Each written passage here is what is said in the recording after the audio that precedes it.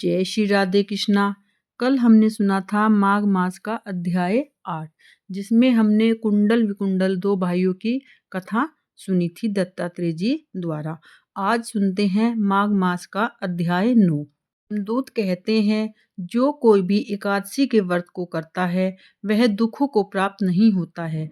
मास की दोनों एकादशियों पर भगवान विष्णु के निमित्त व्रत पूजा जाप करना ही चाहिए। जब तक मनुष्य इन दिनों में व्रत नहीं करता है, उसके शरीर में पाप बने रहते हैं। हजारों अश्वमेध यज्ञ, सैकड़ों वाजपेयी यज्ञ, सैकड़ों एकादशी व्रत के 16वें भाग के बराबर भी नहीं है। एकादशी के दिन व्रत करने से 11 इंद्रियों से किए गए सब पाप नष्ट हो जाते हैं।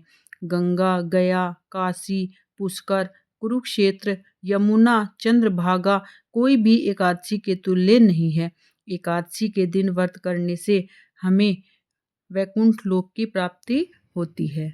आगे यमदूत कहते हैं कि मध्याह्न के समय आया अतिथि, मूर्ख, पंडित, वेद पाठी या पापी कोई भी हो, ब्रह्मा के समान है। जो रात्रि के थके हुए भूखे ब्राह्मण को अन्न जल देता है, मध्याह्न के समय जिसके घर आता हुआ अतिथि निराश नहीं होता है, वह स्वर्ग का वासी होता है।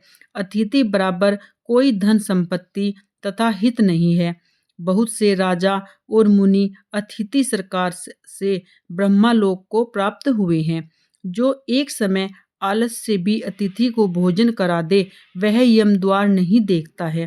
केसरी ध्वज वैवस्वत देव ने कहा था कि जो कोई इस कर्म भूमि में मृत्यु लोक से सर्वलोक जाने की इच्छा रखता हो, वह अन्न का दान करे। दूत कहता है कि यमराज कहते हैं, अन्न के बराबर दूसरा और कोई दान नहीं है।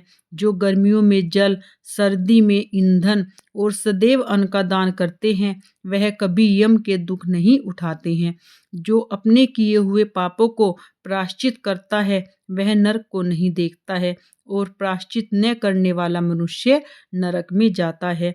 जो काया, वाचा और मन से किए हुए पापों को प्रायश्चित करता है, वह देव और गंधर्वों से शोभित स्वर्गलोक को प्राप्त होता है।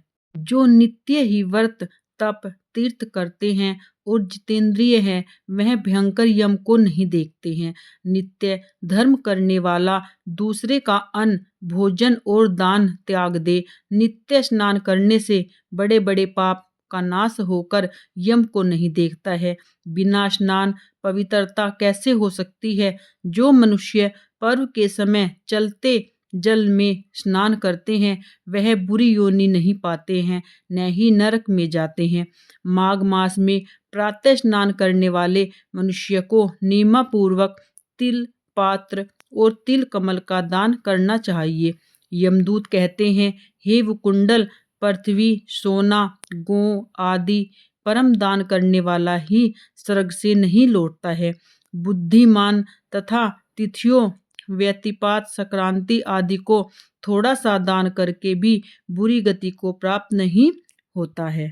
सत्यवादी और मौन रहने वाला, मीठा बोलने वाला, अक्षमाशील, नीतिवान, किसी की निंदा न करने वाला, सब प्राणियों पर दया करने वाला, प्राय धन को तर्ण के समान समझने वाला मनुष्य कभी नरक को नहीं भोगता है।